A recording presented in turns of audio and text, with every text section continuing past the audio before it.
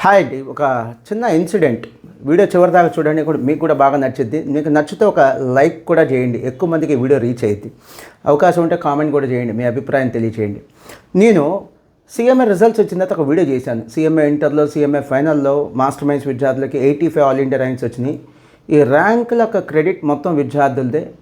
దీనికి కావాల్సిన supporting system work మాత్రమే మా ఫ్యాకల్టీ కానీ నాన్ టీచింగ్ స్టాఫ్ కానీ చేయటం జరిగిందని కింద కామెంట్ ఒక స్టూడెంట్ పెట్టాడు, సార్ మోహన్ గారు స్క్రిప్ట్ ఏదో సెట్ అయినట్లేదే అని.